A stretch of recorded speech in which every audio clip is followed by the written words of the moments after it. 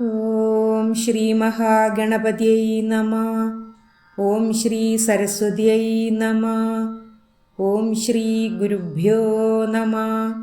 ഓം ശ്രീകൃഷ്ണ പരമാത്മനേ നമഃ. ഇന്ന് നമ്മൾ നാരായണീയം ദശകം 10 6-ാമത്തെ ശ്ലോകമാണ് പഠിക്കുന്നത്. നമുക്ക് ശ്ലോകം ചൊല്ലാം. രുദ്രാഭിസൃഷ്ടഭയദാകൃതിരുദ്രസംഘ സംപൂര്യമാണ ഭുവനത്രയഭീതചേതാഃ മാമാ പ്രജാസൃജ തപശ്ചരമംഗളായേത്യാചഷ്ട തം കമലഭൂർഭവദീരിതാത്മാ. കഴിഞ്ഞ ശ്ലോകത്തിൽ ബ്രഹ്മാവിൻ്റെ പുരികക്കൊടികളുടെ മധ്യത്തിൽ നിന്നും ജനിച്ച രുദ്രന് 11 പേരുകളും 11 രൂപങ്ങളും 11 വനിതകളെ ഭാര്യമാരായിട്ടും പിന്നീട് 11 വാസസ്ഥലങ്ങളും നൽകിയ ശേഷം ആ ബ്രഹ്മാവ് ഇനി സൃഷ്ടി ചെയ്യുക എന്നാവശ്യപ്പെട്ടു എന്നാണ് പറഞ്ഞത്. ഇനി ഈ ശ്ലോകത്തിൽ എന്താണ് പറയുന്നത് എന്ന് നോക്കാം. രുദ്രാഭിസൃഷ്ട ഭയദാകൃതി രുദ്രസംഘ സംപൂര്യമാണ ഭുവനത്രയ ഭീതചേതാഃ. രുദ്രാഭിസൃഷ്ട, അഭിസൃഷ്ട എന്ന് പറഞ്ഞാൽ സൃഷ്ടിക്കപ്പെട്ട, രുദ്രാഭിസൃഷ്ട എന്നാൽ രുദ്രനാൽ സൃഷ്ടിക്കപ്പെട്ട, ഭയദാകൃതി ഭയപ്പെടുത്തുന്ന ആകൃതിയോടുകൂടിയ രുദ്രസംഘ രുദ്രഗണങ്ങൾ രുദ്രന്മാരുടെ കൂട്ടത്തെ സംപൂര്യമാണ് നിറഞ്ഞു കവിഞ്ഞ്, ഈ രുദ്രന്മാരുടെ സംഘങ്ങളെ കൊണ്ട് നിറഞ്ഞു കവിഞ്ഞ ഭുവനത്രയ 3 ലോകങ്ങളും, ഈ 3 ലോകങ്ങളിലും ഈ രുദ്രൻ സൃഷ്ടിച്ച ഭയപ്പെടുത്തുന്ന ആകൃതികളോടുകൂടിയ രുദ്രസംഘങ്ങളെ കൊണ്ട് നിറഞ്ഞു കവിഞ്ഞത് കണ്ട് ഭീതചേതാഹ പേടിച്ച മനസ്സോടെ, ഭീതചേതനായ ഭീതചേതസ്സോടുകൂടിയ പേടിച്ച മനസ്സോടുകൂടിയ ആ ബ്രഹ്മാവ്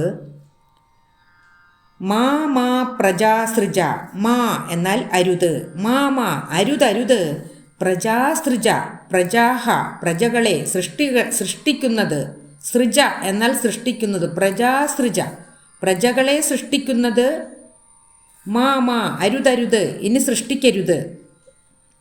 തപശ്ചരമംഗളായേ, തപഹ ചര തപഹ തപസ്സിനെ ചര ചെയ്യൂ, മംഗളായ മംഗളത്തിനു വേണ്ടി, ലോകമംഗളത്തിനു വേണ്ടി, ലോക നന്മയ്ക്ക് വേണ്ടി തപസ്സിനെ ചെയ്യൂ.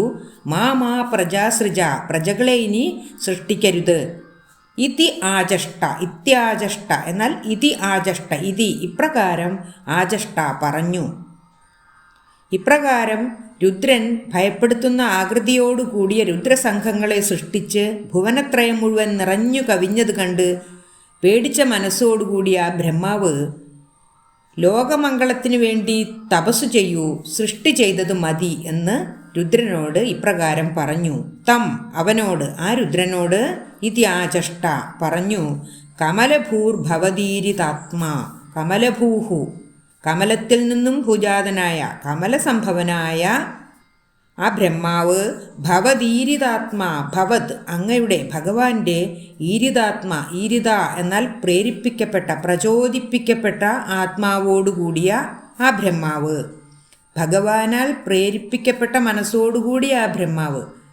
കഴിഞ്ഞ മുൻപുള്ള ദശകങ്ങളിലെ ഒരു ശ്ലോകത്തിൽ പറഞ്ഞിരുന്നു, ഈ ബ്രഹ്മാവിനെ സൃഷ്ടിച്ചപ്പോൾ തന്നെ ഭഗവാൻ ബ്രഹ്മാവിൻ്റെ മനസ്സിൻ്റെ ഉള്ളിലേക്ക് കയറിയിരുന്നു എന്ന്.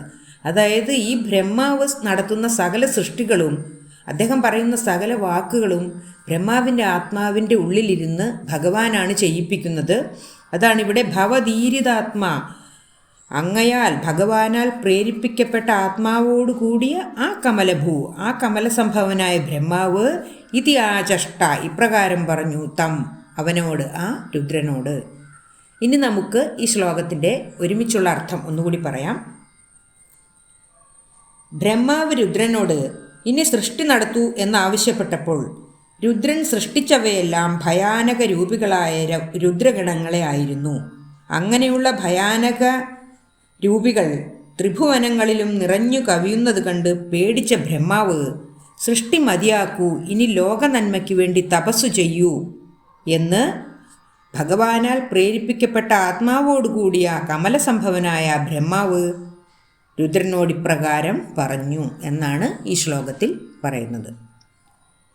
രുദ്രാഭിസൃഷ്ടഭയദാകൃതിരുദ്രസംഘസമ്പൂര്യമാണ ഭുവനത്രയ ഭിതചേതാ മാമാ പ്രജാസൃജ തപശ്ചരമംഗളായേത്യാചഷ്ട തം കമലഭൂർഭവദീരിതാത്മാ. നമുക്ക് ശ്ലോകം ഒന്നുകൂടി ചൊല്ലാം.